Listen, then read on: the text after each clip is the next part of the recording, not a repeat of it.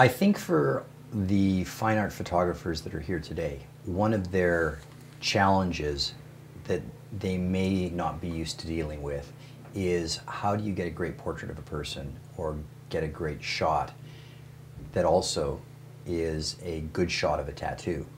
And I was fascinated to have a weekend like this where the concept was to have how would a great visual artist, which is the photographers we've assembled here, how would fine art photographers capture a tattoo on a three-dimensional canvas, which is the human body. I love the idea that you can see along the line of the kanji, that you can see your vertebral column. Yeah, yeah. So it's, for me, that's kind of that Greek Roman ideal of, you know, the male physique. Oh yeah, almost it has, statuesque, right? Yeah, exactly. That the idea of statuary was one of my concepts for how I wanted to shoot this. Right. Yeah, no, I'm really pleased with that. I love your work. And thank you. I love your work as well. Thank you. Thanks very much. Yeah. Earlier with my arm piece basically symbolizes the path of life, in my understanding of it. Like the temple represents the starting point, right? And then the path of life is created with the stone pathway coming out of the temple and across a bridge, because the analogy of crossing bridges in your life is making decisions which way you're going to go. So that's what the bridge symbolizes. And so the path continues on. Kind of changes perspective, but it's still the same path, and it zigzags behind the Shinto priest. And at the end of the path of life, everyone seems to reflect back on themselves and what they've done throughout their lives. And that's being symbolized by the Shinto priest looking into the pond back at his reflection. So that symbolizes reflecting back after the long pathway of life. And then the koi fish here, in Japanese culture, koi fish symbolizes good fortune and good luck and stuff like that, but I've never been really, I don't really believe much in luck, so that's why I have the koi fish under the surface of the water, not exposed. So it's luck and good fortune, I find, is just not really much as important in life as it is to other people, so that's why the koi fish is under the water.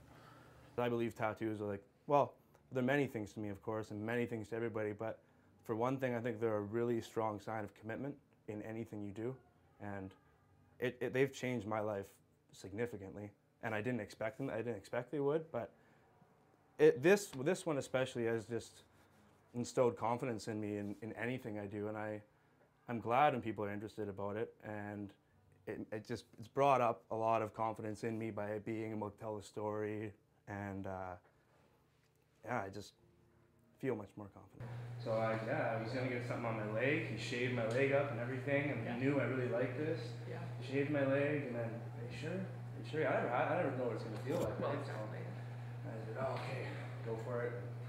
Just a little outline, barely anything, and then just goes at it. Yeah. And this was all freestyle. Like I just go at it, right?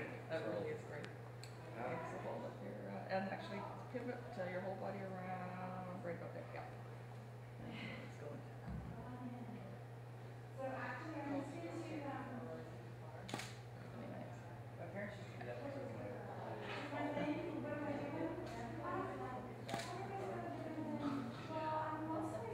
I really enjoy not having this sound machine. Oh, see, I kind of like that.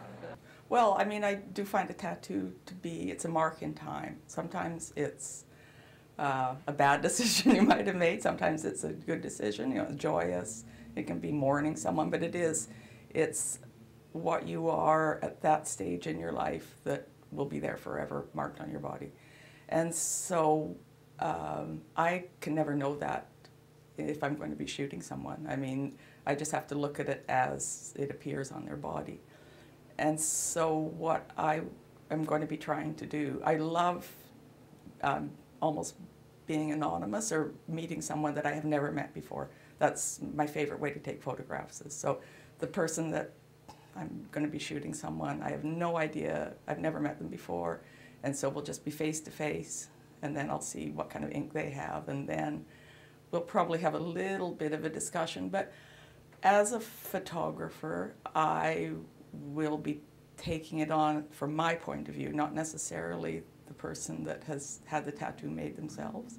Now, through maybe conversations, I might get a few glimmers into how I should be approaching it. But, I mean, perhaps it's selfish, but I'm going to be approaching that photograph only in my tunnel vision and not necessarily, initially anyway. And then through reading people's body language and just seeing how they move, then a little bit more of themselves will be revealed in the photo. But it's a little bit like a dance, like you go back and forth. But you start off with it not knowing it, just looking at the visual image, and then slowly you will, a personality will emerge, hopefully.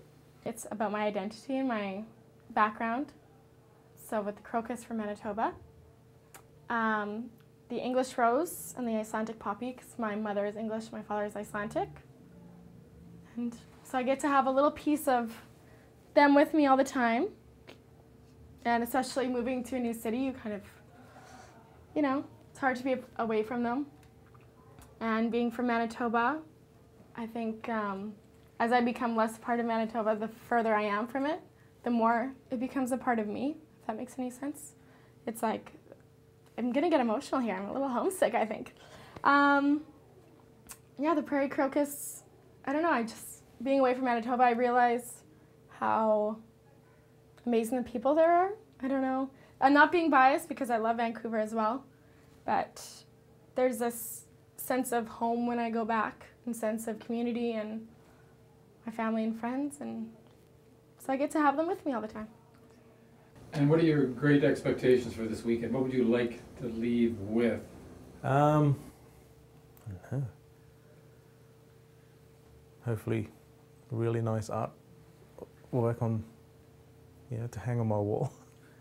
Because basically, like all the artwork I've been collecting is on my skin, and because I don't have a real fixed address yet, so that'll be a nice little collection for my time in Vancouver. Yep. Okay, ready? And action.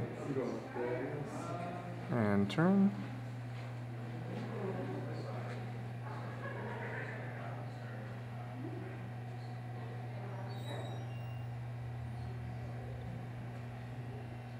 Cool. Fine art is made because you draw good. And there are people who draw good on canvas and on paper and on graffitied walls and on ceilings and on floors and on cars and on motorcycles. Can't tattoo or shit. It's a different medium, it's a different set of tools. The canvas is different, it moves, ink spreads on it, ink fades away on it. The person that you, or the medium that you're putting it on, you're basically torturing. There's no way to get around it. You are torturing that person. I saw an interview earlier with a young lady you were interviewing, and I asked the difference between a man and a woman. You want a woman to torture you or a man to torture you? I was hoping to hear an answer. But it is torture. I mean, it is. I have a tattoo on my ankle from Patella Sulape, from Samoa. And it's a band about so wide, and he did it hand poke. And in Samoa, they hold a tool and they bang it. Okay. I've never felt such pain in my life. The first strike, you could hear in the room, bonk, like hitting like bamboo. I said, I don't believe this. How much longer? Oh, about 4 more hours. Now, you're around a circle of people sitting in lavas, which are just pieces of cloth. And they're all sitting around there playing music and tell you they love you and having you sniff flowers and all that kind of stuff. It hurts like a motherfucker. And that's what it did. I've never had anything more painful than my ankle that he did. And it's swelled up like a watermelon.